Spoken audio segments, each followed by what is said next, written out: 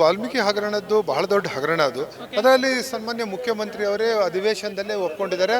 187 ಕೋಟಿ ಅಲ್ಲ 89 ಕೋಟಿ ಅನ್ನುವಂಥದ್ದನ್ನು ಅವರೇ ಯಾವಾಗ ಒಪ್ಕೊಂಡಿದ್ದಾರೆ, ಒಪ್ಕೊಂಡ ನಂತರ ಅವರು ತಕ್ಷಣ ರಾಜೀನಾಮೆಯನ್ನ ಬಿಸಾಕಬೇಕು ಅನ್ನುವಂಥದ್ದು. ವೀಕ್ಷಕರು, ಏನು ಪಾದಯಾತ್ರೆ ನಡೀತಾ ಇದೆ ಕಾಂಗ್ರೆಸ್ ಗವರ್ಮೆಂಟ್ ನ ವಿರುದ್ಧ.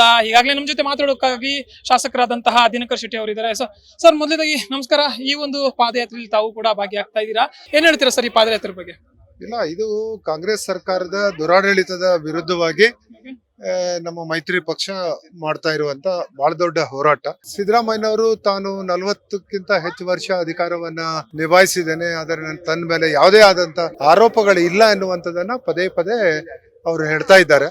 ನನಗೆ ಒಂದು ನೆನಪಿಗೆ ಬರೋದು ಏನಂತ ಹೇಳಿದ್ರೆ 1988-89ರಲ್ಲಿ ರಾಮಕೃಷ್ಣ ಹೆಗಡೆ ಅವರು ಮುಖ್ಯಮಂತ್ರಿ ಇದ್ದಂತ ಸಂದರ್ಭದಲ್ಲಿ ಬಾಟ್ಲಿಂಗ್ ಹಗರಣದ್ದು ಅವರ ಮೇಲೆ ಬಂದಂತ ಸಂದರ್ಭದಲ್ಲಿ ತಕ್ಷಣವೇ ಅವ್ರು ರಾಜೀನಾಮೆಯನ್ನ ಕೊಟ್ಟು ಅಧಿಕಾರವನ್ನ ಬಿಟ್ಕೊಟ್ಟಂತದ್ದು ನೆನಪಿಗೆ ಬರ್ತದೆ. ಇವತ್ತು ಇಷ್ಟೆಲ್ಲ ದೊಡ್ಡ ಪ್ರಮಾಣದಲ್ಲಿ ಮೂಢ ಹಗರಣ ಇರ್ಬೋದು, ವಾಲ್ಮೀಕಿ ಹಗರಣ ಇರ್ಬೋದು, ಮತ್ತು ಅದರ ಜೊತೆಗೆ SC ST ಸಂಬಂಧಪಟ್ಟಂತ ಎಲ್ಲ ಹಣವನ್ನ ಗ್ಯಾರಂಟಿಗೆ ಕೊಡ್ತಾ ಇರುವಂತ ಈ ಒಂದು ಸಂದರ್ಭದಲ್ಲಿ ಅವರು ಇದಕ್ಕೆಲ್ಲ ತಲೆಬಾಗಿ ಗೌರವಿಸಿ ಅವರು ರಾಜೀನಾಮೆಯನ್ನ ಕೊಟ್ಟು ಬೇರೆಯವ್ರಿಗೆ ಯಾರಿಗಾದ್ರೂ ಒಂದು ಅವಕಾಶವನ್ನ ಮಾಡಿಕೊಟ್ರೆ ಬಹಳ ಒಳ್ಳೇದು ಅಂತ ನಮ್ದು ವಿಚಾರ ಇದೆ. ಹೀಗಾಗಿ ನಾವು ಇವತ್ತು ಬಹಳ ದೊಡ್ಡ ಪ್ರಮಾಣದಲ್ಲಿ, ನಾನು ಹೇಳಿದೆ, ರಾಮಕೃಷ್ಣ ಹೆಗಡೆ ಅವರನ್ನ, ಈ ರಾಜ್ಯ ಆಡಳಿತ ಮಾಡೋದಂತ ರಾಮಕೃಷ್ಣ ಹೆಗಡೆ ಅವರನ್ನ ನೆನೆಸ್ಕೊಂಡು ಅವ್ರು ರಾಜೀನಾಮೆಯನ್ನು ಕೊಡೋದು ಬಹಳ ಉತ್ತಮ ಅಂತ ಅನಿಸ್ತಾ ಇದೆ. ಸರ್, ಪಾದಯಾತ್ರೆ ಅಂತೂ ಹಮ್ಮಿಕೊಂಡಿದ್ದೀರಾ, ಅಂದ್ರೆ ಈ ಒಂದು ಪಾದಯಾತ್ರೆಯ ಮುಖ್ಯ ಉದ್ದೇಶ ಏನಿದೆ, ಅದು ಈಡೇರುತ್ತೆ ಅಂತ ಅನ್ಸುತ್ತಾ ನಿಮ್ಗೆ? ಪರಿಹಾರ ಸಿಗುತ್ತೆ ಅಂತ ಅನ್ಸುತ್ತಾ?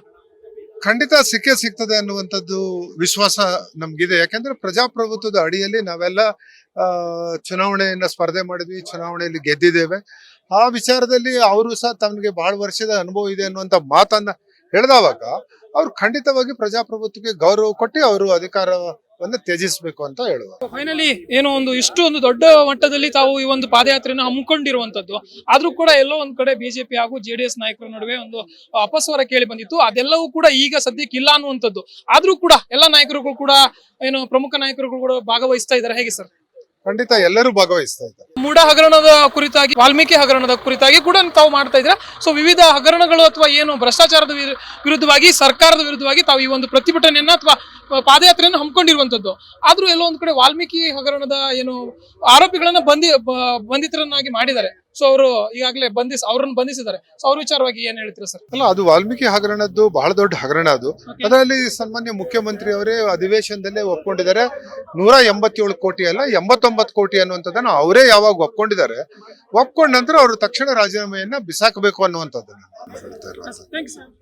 ವೀಕ್ಷಕರು, ಇದಿಷ್ಟು ಶಾಸಕರಾದಂತಹ ದಿನಕರ್ ಶೆಟ್ಟಿ ಅವರ ಮಾತು. ಏನು ಈ ಒಂದು ಬೃಹತ್ ಪ್ರತಿಭಟನೆ ಅಥವಾ ಪಾದಯಾತ್ರೆ ಒಂದು ಯಶಸ್ವಿಯಾಗಿ ಸಾಗ್ತಾ ಇರುವಂತದ್ದು. ಸೊ ಏನು ಅದ್ಭುತವಾದಂತಹ ಸ್ಟಾರ್ಟ್ ಅಂತೂ ಸಿಕ್ಕಿದೆ. ಇದು ಎಲ್ಲಿ ಹೋಗಿ ನಿಲ್ಲುತ್ತೆ ಅನ್ನೋದನ್ನ ಕಾದ್ ನೋಡ್ಬೇಕಾಗಿದೆ. 7 ದಿನಗಳ ಕಾಲ ಏನು ಪಾದಯಾತ್ರೆ ನಡೆಯುತ್ತೆ, ಇದರ ಒಂದು ಆರಂಭಿಕ ಒಂದು ಮೊದಲ ದಿನ ಅಂತ ಹೇಳ್ಬೋದು ಇದನ್ನ. ಸೊ ಕ್ಯಾಮರಾ ಪರ್ಸನ್ ಉಲ್ಲಾಸ್ ಜೊತೆ ಜಯಲೇಗೌಡ್, ಕರ್ನಾಟಕ ಟಿವಿ, ಬೆಂಗಳೂರು.